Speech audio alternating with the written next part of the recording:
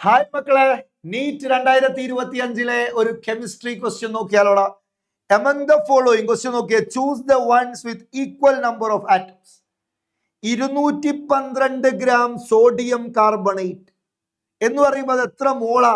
212 gram sodium carbonate എന്ന് പറഞ്ഞാൽ 212 by molar mass 106 എന്ന് പറഞ്ഞാൽ 2 മോളാണ് സോഡിയം കാർബണേറ്റിന്റെ എണ്ണം.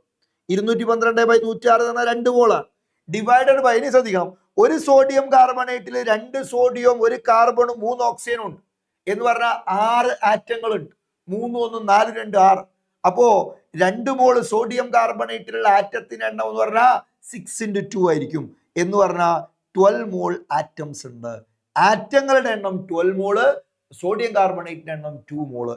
രണ്ടാമത്തെ നോക്കൂ, 248 ഗ്രാം സോഡിയം ഓക്സൈഡ്.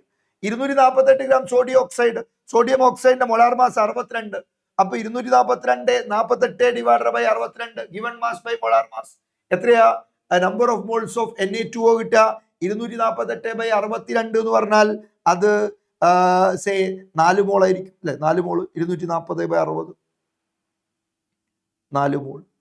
ഒരു സോഡിയം ഓക്സൈഡിൽ 2 സോഡിയം 1 ഓക്സിജൻ 3 ആറ്റംസ് ഉണ്ട്. അപ്പൊ ആറ്റത്തിന്റെ എണ്ണം 4 × 3 12 മോളാണ്. അപ്പൊ ഓപ്ഷൻ 2ലും 12 മോൾ. അടുത്ത ഓപ്ഷൻ സിയില് 240 ഗ്രാം NaOH. 240 ഗ്രാം NaOH എന്ന് പറഞ്ഞാൽ 240 ബൈ മോളാർ മാസ് 40. അപ്പൊ 6 മോള് കിട്ടി. NaOHൽ ഒരു Na, ഒരു ഓക്സിജൻ, ഒരു ഹൈഡ്രജൻ. അപ്പൊ ആറ്റത്തിന്റെ എണ്ണം, NaOHന്റെ എണ്ണം 6 മോള് വന്നു.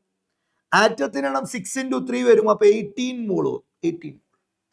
12 ഗ്രാം ഹൈഡ്രജൻ എന്ന് പറഞ്ഞാൽ മോളാർ മാസ് 2 ആണ്. സോ 12 ബൈ 2 6 മോൾ ആണ് ഹൈഡ്രജൻ മോളിക്യൂളിന്റെ എണ്ണം.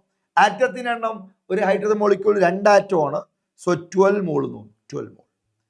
220 ഗ്രാം കാർബൺ ഡൈ ഓക്സൈഡ് എന്ന് പറയുമ്പോൾ 220 ബൈ 44 5 മോളാണ് കാർബൺ ഡൈ ഓക്സൈഡിന്റെ എണ്ണം. അതിലുള്ള ആറ്റത്തിന്റെ എണ്ണം, ഓരോ കാർബൺ ഡൈ ഓക്സൈഡിലും 3 വീത ആറ്റംസ് ഉണ്ട്. സോ 5 × 3 എന്ന് പറഞ്ഞാൽ 15 മോൾ വന്നു. അപ്പോ ആറ്റത്തിന്റെ എണ്ണം സെയിം ആയിട്ട് വരുന്നത് എയും ബിയും ഡിയും ആണ്. ABD option 2. ഓക്കെ.